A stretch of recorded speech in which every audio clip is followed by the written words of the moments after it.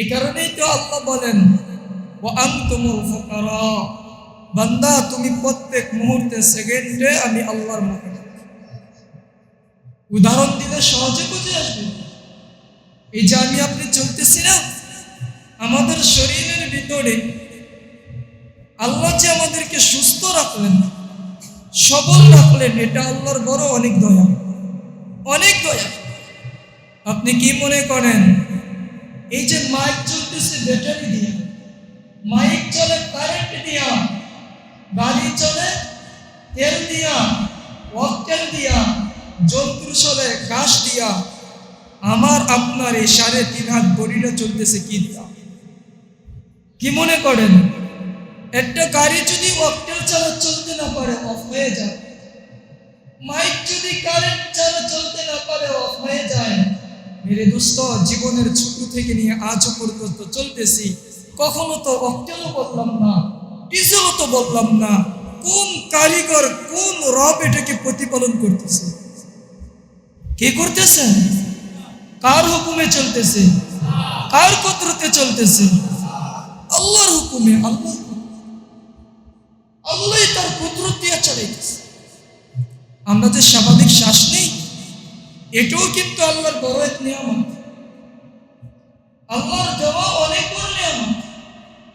এখন আমরা বুঝি না তার মূল্য। 2020-এ যখন বাংলাদেশের বড় বড় শিল্পপতিদের একজন ইন্তিকাল করেছিলেন, তখন তিনি ডাক্তারদেরকে বলতেছিলেন, শোনো, আমি স্বাভাবিক শ্বাস নিতে পারতেছি না, তোমরা আমাকে স্বাভাবিক শ্বাস নিতে দাও, বিনিময়ে আমার যে কোম্পানি আছে এন্টার কোম্পানি পুরোটা তোমাদের নামে লিখে দিন। পুরোটা এন্টার কোম্পানি 1 কোটি আর 2 কোটি না, লাখো লাখো কোটি টাকার দাম এই একটা কোম্পানি। তিনি বলতেছিলেন, মরার আগে আমাকে স্বাভাবিক শ্বাস নিতে দাও, লাখো লাখো কোটি টাকার কোম্পানি এন্টার তোমাদের নামে লিখে দেব।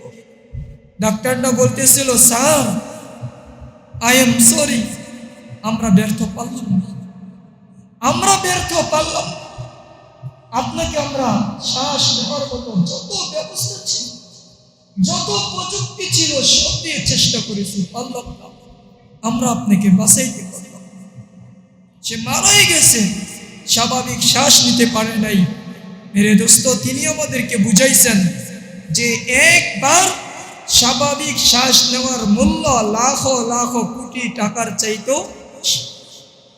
সত্য তো? এরকম হাজারো বার তো শ্বাস নিতেছে, হাজারো বার শ্বাস নিতেছে, কোন আল্লাহ তৌফিক দিতেছে, শুকরিয়া তো তার আদায় করলাম না। আমার আপনার মাঝে রক্তের 2টা সেট আছে। কয়টা? 2টা সেট। আমি বেশি বলবো না, সবগুলো খুলবো না। 2টা সেট আছে। একটা হলো হোয়াইট ব্লাড সেট, আরেকটা হলো রেড ব্লাড সেট। এই যে 2 set, white blood set, red blood set, দুটোটা আল্লাহ তাআলা তৈরি করেন, আবার এগুলোকে কন্ট্রোল আল্লাহই কুদরত দিয়ে করেন। আমরা যে বলি ব্লাড ক্যান্সার, ব্লাড ক্যান্সার কি জানি কেউ? ব্লাড ক্যান্সার হলো সিস্টেম, ভিতরের সিস্টেম নষ্ট হয়ে যায়, রক্তের সিস্টেম নষ্ট হয়ে যাওয়া। হোয়াইট ব্লাড সেট এটা আল্লাহই তৈরি করেন, রেড ব্লাড সেট আল্লাহই তৈরি করেন।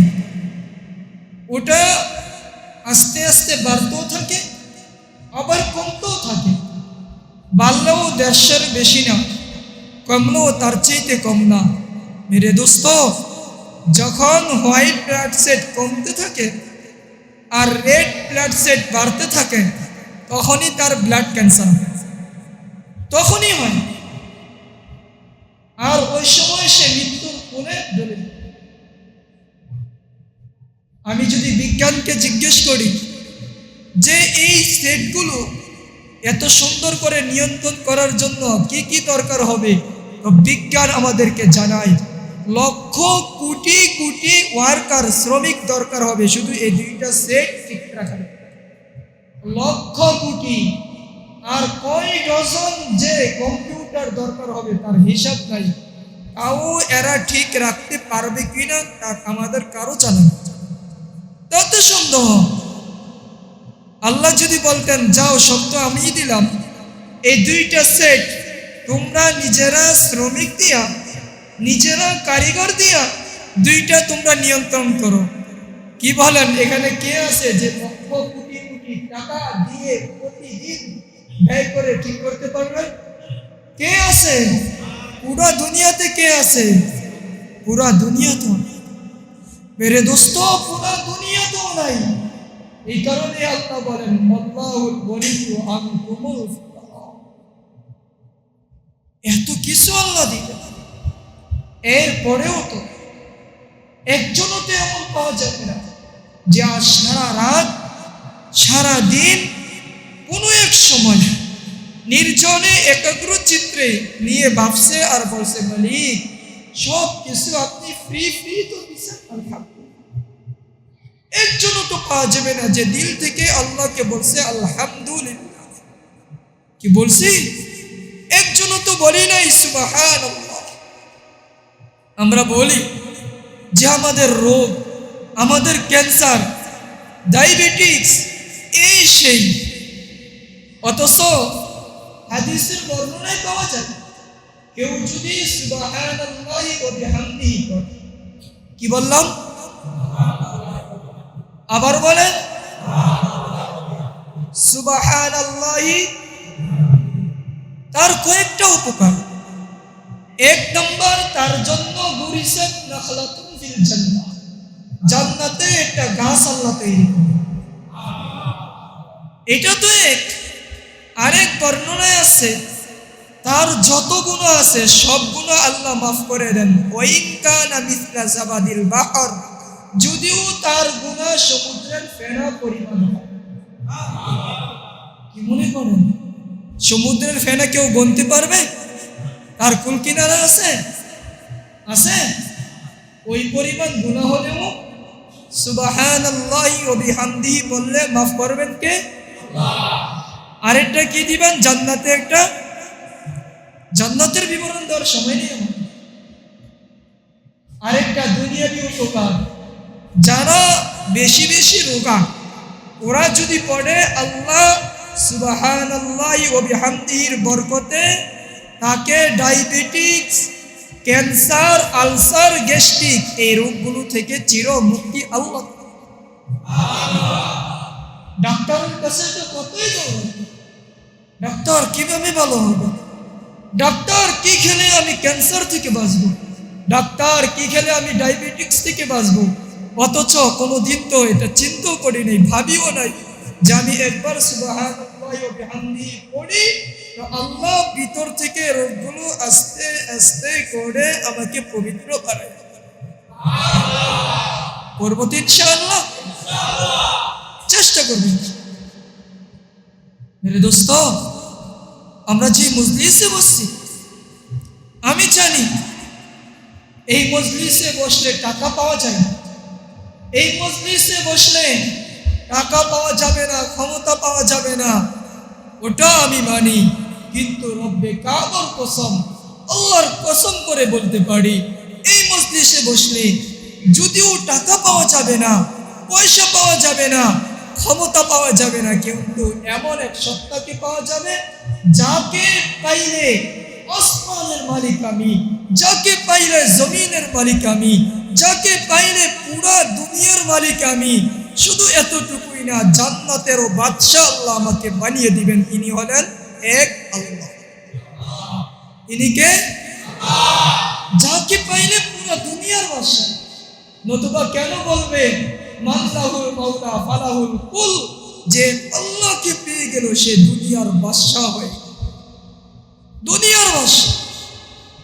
আজ তো চাইতেছি দুনিয়া দিয়ে নিজেকে বাঁচানোর জন্য বিদায় টাকার পিছনে ঘুরি, ক্ষমতার পিছনে ঘুরি। আমার বড় আফসোস লাগে, আমি মাঝে মাঝে আফসোস করি আমাকে দিলেন কে, আমি ব্যয় করতেছি কার? চোখ কে দিলেন? কে দিলেন? আল্লাহর ভয়ে কতবার কাঁদছি, কয়দিন আমার চোখ বেয়ে আল্লাহর ভয়ে কান্না আছে। ভাবেন, নিজের সন্তানের জন্য তো কাঁদলাম, মার জন্য তো কাঁদলাম, নিজের বিবির জন্য তো কাঁদলাম, নিজে ব্যথা পাইছি তাও তো কাঁদলাম, কিন্তু রবের ভয়ে, যেই রব আমাকে চোখ দিলেন ওই রবের ভয়ে কয়দিন কাঁদতে পারলাম। যেই রব আমাকে পা দিলেন, এই পা দিয়ে তো নেতার জন্য কতই দৌড় দিলাম, নাচ গানের দিকে তো কতই দৌড় দিলাম, এই পা রবের ঘরে জীবনে কয়বার চোখ দিয়ে কত নারীর দিকেই তো তাকাইলাম, কিন্তু আল্লাহর কোরআনের দিকে, আল্লাহর ঘরের দিকে, রবের মোহাব্বতে কয়দিন তাকাইতে পারছি? কয়দিন? ভাবিও না। এই কারণে চলেন আল্লাহর সাথে সম্পর্ক তৈরি। আল্লাহ দেখ, আল্লাহ করেন, আল্লাহ আমাকেও বুঝার তৌফিক দেন, আল্লাহ আপনাদেরকেও বুঝার তৌফিক দেন। কারণ আমি নিজেও হেদায়েতের মুহতাজ, আমরা সবাই হেদায়েতের মুহতাজ, সবাই। বিদায় আল্লাহ আমাদের সবাইকে হেদায়েত, সবাইকে আল্লাহ দ্বীনের বুঝান। এক জমানা ছিল সবাই আল্লাহ ওয়ালা ছিলেন, সবার দিল আল্লাহর মহব্বতে পূর্ণ ছিল, বড় ছিল, আর তাদের জন্য আল্লাহই যথেষ্ট ছিল। হযরত বিলাল আল্লাহর রাসূলের একজন সাহাবী ছিলেন। মুয়াজ্জিনু রাসূলিল্লাহ যাকে বলা হয়, রাসূলের মুয়াজ্জিন। আল্লাহর রাসূল সেহরির সময় সেহরি খেতে ছিলেন। হযরত বিলাল উনি যেহেতু মুয়াজ্জিন, ভাবলেন দেখে আসি রাসূল কি করে। তো গেছেন, গিয়ে দেখেন আল্লাহর রাসূল হযরত আলীকে সাথে নিয়ে সেহরি। হযরত বিলাল বললেন, আল্লাহর রাসূল সুবে সাদিক হয়ে গেছে, খানা বন্ধ করেন। বেলাল বলে চলে গেছেন। আবার আসছেন, আয়েশা দেখেন এখনো খায়। এবারও বলছেন, আল্লাহর রাসূল সুবে সাদিক হয়ে গেছে, খানা বন্ধ করেন। চলে গেছেন। তৃতীয়বার আসছেন, আয়েশা দেখেন তৃতীয়বারও রাসূল খায়। এখন বেলাল বলছে, আল্লাহর রাসূল আকসামু আলাল্লাহ, ও আল্লাহর হাবিব, আল্লাহর কসম করে বলি, সুবহা সুবে সাদিক হয়ে গেছে, খানা আর খায়েন না। রাসূলকে কথা বলতে দেরি, লুকমাটা হাতে ছিল, মুখে দিবে, সাথে সাথে রাসূল বিলালের কথায় লুকমাটা নিচে রাইখা দিলেন। সাথে সাথে ফেলাই রাখছেন। হযরত আলী বলছেন, রাসূল বুঝলাম না তো, বিলাল তো আরো দুইবার বলছে খানা তো বন্ধ করেন নাই, এখন কেন? তখন রাসূল বলতেছিল, শোনো, মূলত এখনো সুবে সাদিক হয় নাই, কিন্তু বিলালের কসম, আল্লাহর সাথে বিলালের এই পরিমাণ মহব্বত, এই পরিমাণ সম্পর্ক, তার কসমের কারণে আমি রাসূলের জন্য আল্লাহ এক লোকমা খানা খাওয়াকে হারাম করে সুবে সাদিক করে দিয়েছে। বিলালের কসমের কারণে আল্লাহর সাথে সম্পর্ক ছিল, আল্লাহর সাথে উলফত ছিল, মহব্বত ছিল। গরিব ছিল, চেহারা সুরত কেমন ছিল, কিন্তু আল্লাহর কসম দিলের ভিতরে মহব্বত দিয়া বড় ছিল। মালিক ইবনে দিনার রহমতুল্লাহ আলাইহি উনি বলেন, একবার বাগদাদের ভিতরে দুর্ভিক্ষ দেখা দিল, বৃষ্টি বন্ধ, বিদায় ওই এলাকার সমস্ত ওলামা সোলাহা তোলাবা, সমস্ত মানুষ সকালবেলা ফজরের নামাজ বাগদাদের মসজিদে এসে পড়ছে। তো মসজিদে নামাজ পড়তেছিল, আর সবাই এসা পর্যন্ত দোয়া করতেছিল, মালিক বৃষ্টি তো নাই, বৃষ্টি দিয়ে দেন। বৃষ্টি না আসলে মানুষের যেমন কষ্ট, মাখলুকেরও কষ্ট। হযরত মুসা আলাইহিস সালামের জমানায় একবার বৃষ্টি হইতেছিল না। তো মুসা আলাইহিস সালাম উনি ওনার কওমকে বলছে, চলো আমরা ইস্তিসকার নামাজ পড়ে নিই, বৃষ্টির জন্য দোয়া করি। উনি গেছেন, তো রাস্তার মাঝখানে গেছেন, এরপরে ওদেরকে বলতেছিলেন শোনো চলো আমরা চলে যাই। রাস্তার মাঝখান থেকে বলছে দোয়ার আর দরকার নেই, চলো চলে যাই। তো বনি ইসরাইল বড় ঘাটতেরা জাতি ছিল, ওরা বলছে মুসা বুঝলাম না তো, বললেন আসার জন্য আসলাম, আর এখনই বলতেছেন চলে যাওয়ার জন্য, দোয়াও করলাম না, আমাদেরকে আনাইলেন কেন? তো মুসা আলাইহিস সালাম বলতেছিলেন না। এরপরে যখন বারবার তর্ক বিতর্ক, তখন মুসা আলাইহিস সালাম বলেছেন শোনো, আমাদের দোয়া করার আগে আল্লাহ পিপিলিকের দোয়া কবুল করে নিয়েছেন। পিপিলিকের দোয়া কবুল, কারণ বৃষ্টি না হওয়ার কারণে পিপিলিকার কষ্ট হইতেছিল, দুর্ভিক্ষ চলতেছিল। পিপিলিকার তো আমাদের মতো দাঁত নাই যে কামড়ায় কামড়ায় খাবে, ওর তো ছোট ছোট দাঁত, বিজা হইলে খাইতে সুবিধা। তো আল্লাহর কাছে দোয়া করতেছিল, মালিক লিমা তুআযিবুনা বিযুনুবি ইবাদাতিক, আমরা তো কোনো অপরাধ করি নাই, আমাদের কি দোষ, আমাদেরকে কষ্ট দিচ্ছেন কেন? গুনাহ তো তোর বান্দারা করছে, আমাদের কি দোষ, আমাদেরকে এরকম কষ্ট দিচ্ছেন কেন? তো আল্লাহ বলছেন যা, পিপিলিকা তোদের দোয়ায় আমি আল্লাহ বৃষ্টি মুহূর্তে দিই। পিপিলিকের দোয়া আল্লাহ কবুল করবেন। তো মালিক ইবনে দিনার উনি বলেন সময় দোয়া করতেছিলেন ফজর থেকে এশা পর্যন্ত, কিন্তু বৃষ্টির কোনো আলামত ছিল না।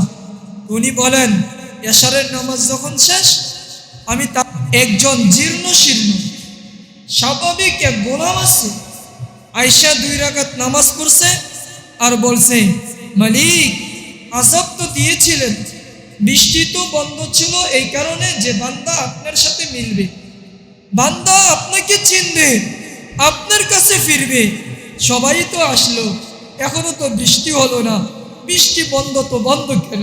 এক্ষুনি বৃষ্টি দেন। কি বলছে? এক্ষুনি বৃষ্টি দেন। মালিক ইবনে দিনার বলেন আমি তাকাইয়া ছিলাম, দেখতেছিলাম, ও বলতে দেরি, সাথে সাথে ঝুমঝুমায়া বৃষ্টি আসতে দেরি না, বৃষ্টি আসতেছে ঝুমঝুমায়া, ও আটকে গেছে মসজিদে, আমিও আটকে গেছি, বের হওয়ার সুযোগ ছিল না। যখন বৃষ্টি বন্ধ, তাকাইয়া ছিলাম দেখি কি করে, তো তাকাইয়া তাকাইয়া দেখলাম ও এক গলি দিয়ে মসজিদ থেকে বের হইয়া 2 রাকাত নামাজ পড়ে ও এক ঝুপড়ির ভিতরে ঢুকছে, এক বাড়িতে ঢুকছে, যেই ব্যক্তি গোলাম বিক্রি করে। মনে মনে ভাবলাম এত মানুষ, এত উলামা সুলাহা তুলাবা সবাই দোয়া করলো, কারো দোয়াই তো কবুল হলো না, তাও তো সকাল থেকে নিয়ে এসা পর্যন্ত, আর এই এক ব্যক্তি শুধুমাত্র আসলো আর বলল এক্ষুনি দাও, পাওয়ার কত, পাওয়ার কত? আমি গেলাম বাড়িতে, গিয়ে জিজ্ঞেস করলাম তার মনিবকে, গোলাম বিক্রি করবে নাকি? মনিব বলল বেক্কেল নাকি, ওটা কি কাজে আসবে তোমার? শরীরে গোশত নাই, জীর্ণ শীর্ণ, কাজকর্ম কিছু করতে পারে না, ওটা দিয়ে কি করবে তুমি? তখন আমি বলতেছিলাম তুমি বেচো আমি কিনবো, বেচবে কিনা তা বলো।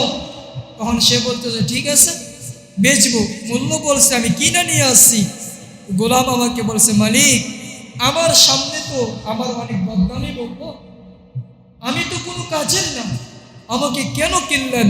তখন মালিক ইবনে দিনার বলেন শোন, আমি তোরে কিনি নাই, কিনছি তোর সাথে আল্লাহর যে সম্পর্ক মোহাব্বত, তোর সম্পর্ককে কিনছি।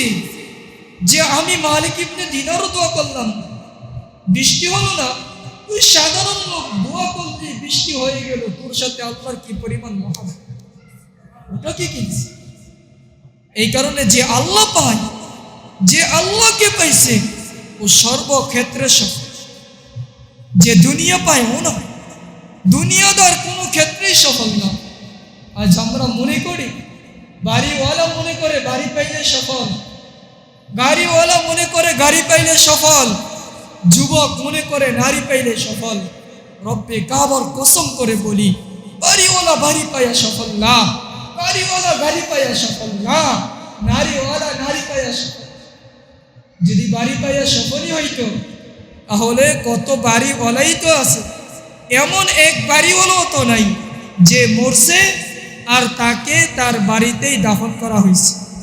আছে নাকি? যেই রুমে থাকে ওই রুমে দাফন করছে। বরং কি বলে, বৃষ্টিও যদি হয় তারপরও লাশটাকে বাইরেই রাখে। সন্তান বলে আমাদের ভয় লাগে। কি লাগে? আমাদের ভয় লাগে। লাশটাকে প্যাকেট কইরা বৃষ্টিতেই রেখে দেবে। বৃষ্টি পড়তে থাকে, লাশের উপরে বৃষ্টি পড়তে থাকে। যদি বৃষ্টির কারণে কবর দেওয়াও না যায়, কবরে পানিও জমা যায়, ওই পানির ভিতরেও বাড়ি ওলাকেও রাইখা দিয়ে আসে। সত্য তো? ও কেমন বাড়ি হইল? সফলে যদি হইতো বাড়ি তো বাড়ির ভিতরে রাখার কথা ছিল, হলো না তো। কত বাড়ি তো নিজের বাড়িতেই নিজের গলার ভিতরে নিজের জামা দিয়ে লটকায়া ফাঁসি দিয়ে মারা গেছে। কত গাড়িওয়ালাই তো নিজের গাড়ির ভিতরে অ্যাক্সিডেন্ট কইরা মারা গেছে, গাড়ি নেই তো তার পাননি। সত্য? গাড়িতেই তো বলল, তো গাড়ি সফল হলো কেমনি? কত নারী তো নিজের স্বামীকে ঘুমের ঘরে বিষ খাওয়াইয়া, বড়ি খাওয়াইয়া গলার ভিতরে ছুরি দিয়ে আঘাত করে জবাই করে। আছে না? সত্য তো? নারীওয়ালাও নারী পাইয়া সফল, বাড়িওয়ালা বাড়ি পাইয়া সফল না, গাড়িওয়ালা গাড়ি পাইয়া সফল। মেরে দোস্ত, আজ যে দুনিয়ার পিছনে ছুটছি, যে টাকার পিছনে ছুটছি, এই টাকা আমাদেরকে দুনিয়াতেই মুক্তি দিতে পারে, দুনিয়াতেই পারে না। এক ঘটনা মনে পড়ল। এক বাদশা ছিল, অনেক টাকার অধিকারী।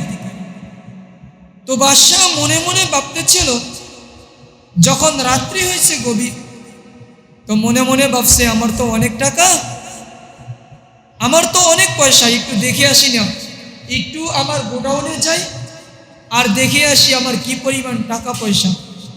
তো গোডাউন খুলছে আর গোডাউনের ভিতরে ঢুকে গেছে গভীর রাত্রে। দুইকা নিজের স্বর্ণ মুদ্রা এভাবে হাত দিয়ে উপর করতেছে, দেখতেছে আর ভাবতেছে আমি কত বড় ধনী, আমার টাকার তো অভাব নাই, পয়সারও তো অভাব নাই। এরকম ভাবতে ছিল যে আমি কত বড় ধনী, কত টাকা পয়সার মালিক। তো এইভাবে উপর করতেছে, দেখতেছে ওদিক দিয়ে ওই ধনভাণ্ডারের যার কাছে চাবি থাকে তারও ঘুম ভাইগা গেছে। ভাবতেছিল বিকালে তো দরজা খুলছিলাম, এখন মারলাম কিনা গোডাউন, গিয়ে দেখে আসি।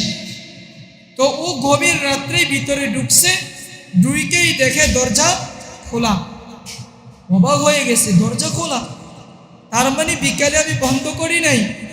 হায় হায় হায়, যদি বাদশা জানতে পারে যে আমি এত রাত পর্যন্ত তার টাকা পয়সার গোডাউনের দরজা খোলা ছিল, আমার তো চাকরিও থাকবে না, আমার জানও তো যাইতে পারে। বিদায় সাথে সাথে দরজা জানালা সব বন্ধ করে দিচ্ছে, লাগাই দিয়েছে। তাদের ওদিকটা যখন বাদশার সব দেখা শেষ, এখন দরজায় আসছে, বের হবে, আয়সা দেখে দরজা লাগানো, বের হওয়ার কোনো ব্যবস্থাও নাই।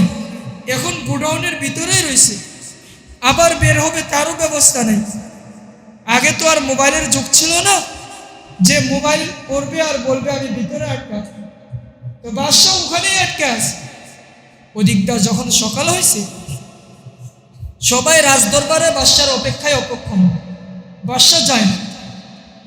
রানীকে জিজ্ঞেস করছে আন্দর মহলে খবর নিয়ে, বাদশা বলে রাত্রে তো উইটা চলে গেছে, কোথায় গেছে তা তো জানি না। বলে বাদশা তো আজ রাজ্যে নাই, পুরা রাজ্যে খবর নিতেছে, ডোল পিটাইয়া খবর জানাইতেছে যে বাদশা কোথায় হারিয়ে গেছে, বাদশার খবর করো। পুরা রাজ্য খুশু করতেছে, অথচ নিজের রাজত্বেই নিজের ঘরের ভিতরে আটক আছে, নিজের ঘরে। একদিন আর 2 দিন না, বাদশা 7 দিন পর্যন্ত ওই ঘরে আটক ছিলেন। আর ওই গোডাউন খোলারও দরকার ছিল না, বিদায় কেউ খোলাও নাই। বাদশা ওই গোডাউনে নিজের স্বর্ণ মুদ্রা হাতাইতেছিল আর আফসোস করতেছিল আর বলতেছিল, হায় রে জীবন, আমার পেটে খিদা, আর 7 দিন যাবত আমি খাইতে পারি না, এক একটা স্বর্ণ হাতে নেয়, এক একটা মুদ্রা হাতে নেয় আর আফসোস করে, ইয়া লাইতানি, হায় আফসোস আমার, আমার টাকাও তো আছে, পয়সাও তো আছে, স্বর্ণও তো আছে, হীরা জওহর মণিমুক্তা তো অভাব নেই, এখানেই তো সব, কিন্তু খাইতে তো পারতেছি না। কি বলেন, মণিমুক্তা খাওয়া যায়? খাইতে তো পারতেছি না, এক ডুব পানিও তো পান করতে পারতেছি না, এক লুকমা খাদ্য তো পেটে ঢুকতেছি না। বাদশা কাঁদতে ছিল আর বলতেছিল, হায় আমার ধন সম্পদ আমাকে বাঁচাইতে পারবে না, আমার টাকা, আমার পয়সা, আমার বাড়ি, আমার গাড়ি আমাকে বাঁচাইতে পারবে না। শেষমেশ নিজের হাত কাইটা, নিজের যেই দাঁত দিয়া আঙ্গুল কাইটা চিঠি লিখছে, চিঠি লিখা বইলা গেছে, শোনো শোনো দুনিয়াবাসী, দুনিয়ার পিছনে ঘুরো না, কারণ দুনিয়া কাউকে মুক্তি দিতে পারে না, দুনিয়া কাউকে মুক্তি দিতে পারে না। দেখো আমার সম্পদ, সম্পদের কাছেই আমি মরলাম, কিন্তু সম্পদ আমাকে বাঁচাইতে পারল না। কি বলেন, বাঁচাইতে পারে? এই কারণে মেরে দোস্ত, চলেন আল্লাহর সাথে সম্পর্ক, আল্লাহকে আপন করে নিন, আল্লাহকে নিজের করে নিন, দুনিয়াকে না। কারণ দুনিয়া আজ আছে কাল নেই, আজ আছে কাল নাই, কিন্তু আল্লাহকে যদি আপন করে নিতে পারি, আল্লাহ দুনিয়া তো আমার কাজে লাগবে, আখিরাতও কাজে, সর্বত্র আমি সফল। বাদশাহ হারুনুর রশিদের জামানায় একবার 7 জন ডাকাত করছে, তো গোয়েন্দারা ফোন দিছে, ফোন দিয়ে বাদশাহ হারুনুর রশিদকে জানাইছেন, বাদশাহ মহারাজ, আমরা তো 7 জনকে ধরলাম, এখন আপনি যদি বলেন ছেড়ে দিব, আর যদি বলেন তাহলে নিয়ে আসবো। বাদশাহ বলছে নিয়ে আসো। তো বাদশার দরবারে নিয়ে যাবে, পথিমধ্যে 7 জন থেকে একজন ভাইগা চলে গেছে। যখন ভাইগা চলে গেছে, তখন অন্যরা ভাবতে ছিল, বাদশার সৈন্যবাহিনী ভাবতে ছিল, বাদশাকে তো বললাম 7 জন, আছে তো 6 জন, যদি এই 6 জন নিয়ে যাই, আর বাদশাহ যদি বলে আরেকজন কই, ঘুষ খাইয়া ছাইরা দিস মনে হয়, তখন কি করব?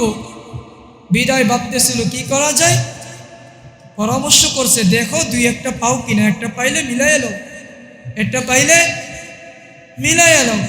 দেখে এক হাজি সাহেব রাস্তা দিয়ে যাইতেছে, দুর্বল, উড়ারে ধরছে, ধইরা 6 জনের সাথে 1 মিল করে 7 মিল করছে, 7 হলো তো, মিল করে ফেলছে। ও নিজেও জানে না ওকে কেন ধরল, ও নিজেও জানে না। হাজি সাহেবকে নিয়ে গেছে বাদশার, এখন ওকে জেলখানায় বন্দি করে দিচ্ছে। তো 7 জন জেলখানায় বন্দি, অথচ ও জেলখানায় কষ্ট করতেছে নিজেও জানে না। যেমন আজকাল হয় আর কি, অতীত হয়েছে যে একজন আসামি, ও আসামির কাঠগড়ায় আছে, জনম জনম ধরে ও জেলখানায় আছে, ওর ফাঁসি হয়ে গেছে, পরে প্রমাণ হয় ও নির্দোষ ছিল। সত্য না? সত্য তো, পরে প্রমাণ হয় ও নির্দোষ ছিল, মিথ্যা মামলা যেটাকে বলে। তো বাদশাহ হারুনুর রশিদের কাছে বাকি 6 জনের আত্মীয় স্বজন টাকা দিয়া দিয়া ওদেরকে ছুটাই নিয়ে গেছে। তো জেলার একজনকে বলছে, কিরে 6 জন তো চলেই গেল, 6 জন তো চলেই গেল, তুমি যাও না কেন, তোমার কেউ নাই? তখন সে বলতেছিল, শোনো, আমার কেউ নেই, আমার কেউ নাই, আমার কেউ নাই, আমার এক আছে, একজন আছে, আর কেউ নাই, আমার তো টাকাও নাই, পয়সাও নাই, কেউ তো আমার খোঁজ খবরও নেয় না। বলছে, তো তোর মুক্তি কেমনে হবে? বলে, এক কাজ করো, একটু কাগজ দাও আর একটা কলম দাও। তো খাতা আর কলম দিছে, ওখানে লিখছে কিছু, এরপরে বলছে বাদশার দরবারে নিয়ে যাও। তো যে জেলার ছিল সে বলল, শোনো, এই চিঠি বাদশার দরবারে আমি নিতে পারবো না। বলছে, যদি নাই নিতে পারো তো বাদশার ছাদের উপরে রেখে দাও। তো চিঠিটা বাদশার ছাদের উপরে রাখছে। যখন এই চিঠি বাদশার ছাদের উপরে রাখছে, তো জেলার পরে দেখলাম মুহূর্তে চিঠিটা উড়তে উড়তে আকাশে উড়ে চলে গেছে। রাত্রে বাদশাহ হারুনুর রশিদ ঘুমন্ত ছিল। আল্লাহ ওকে স্বপ্নে দেখাইছে, বাদশাহ হারুন এখনো ঘুমিয়ে আসিস, শোন শোন শোন, 6 জন আসামি তো মুক্তি পেয়ে গেল, রয়ে গেল একজন, ওর ব্যাপারে কেউ সুপারিশ করে নাই, আমি আল্লাহ সুপারিশ করলাম, তাকে মুক্ত করে দাও। মুক্তি যদি না করলি তো তোর খবর আছে। বাদশাহ হারুনুর রশিদ ঘুম থেকে সাথে সাথে উঠছে, উঠার পরে জেলারদেরকে খবর দিছে, ডাকতো ওকে। ওই দুর্বল লোকটাকে আনছে, বাদশাহ নিজ হাতে গোসল করাইছে, নিজ হাতে খানা পাকাইয়া খাওয়াইতেছিল। সবাই তাকায়া তাকায়া দেখতেছিল বিষয় কি। বাদশাহ আসামিকে খাওয়াই কেন, এত সম্মান কেন? তো খাওয়াইয়া বলছিল, শোনো, তোমাকে আমি 30,000 স্বর্ণ মুদ্রা দিলাম। কয় হাজার? 30,000 স্বর্ণ মুদ্রা দিছে, আর রাজকীয় পোশাক পরাইয়া এরপরে বলছে, তুমি আমাকে মাফ করে দাও, অনেক অন্যায় করেছি। আর রাজত্বের লোকদেরকে ঘোষণা করে দিছে, যারা আল্লাহ ওয়ালা হয়, যারা আল্লাহর জন্য করে, আল্লাহ যাদের হয়ে যায়, এরা সম্মান পায়, এদেরকে বিনা টাকা পয়সায় মুক্তি দেওয়া হয়, টাকা দিয়া। আর যারা দুনিয়াওয়ালা হয়, এদের টাকা দিয়া মুক্তি পেতে হয়, মুক্তি পায় গেছে।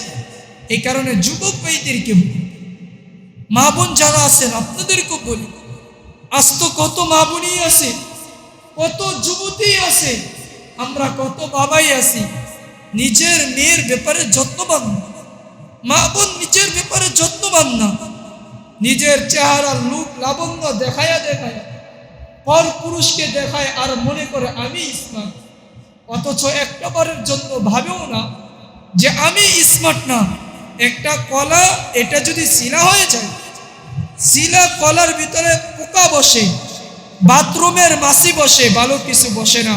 তো যেই নারী নিজেকে বেপর্দায় রাখবে, যে নারী পর্দায় থাকবে না, নিজেকে স্মার্ট মনে করে প্রদর্শন করে বেড়াবে, ওই নারী গায়ের ভিতরে ওই নারীর হব পাত্র যেটা হবে, ওই নারীটার হব পাত্রটাও ভালো হবে, হব পাত্র ভালো হবে না। কারণ যেটা ভালো ওটা ভালোই গ্রহণ করে, যেই জিনিস দামি ওটা আলমারিতে সিন্দুকের ভিতরে তালা চাবির মাধ্যমে রাখা হয়, আর যেটা কম দামি ওটা খোলামেলা রাখা হয়। মা বোনদের দাম তো অনেক বেশি, অনেক বেশি না? ওরা তো জান্নাতি নারী, ওদের তো অনেক দাম আছে হাদিসে। কিন্তু আজ মা বোন নিজেদেরকে মনে করে চুল আলগা করে চলা, এটাকে মনে করে ফ্যাশন, এটাকে ফ্যাশন মনে করে চলতেছে।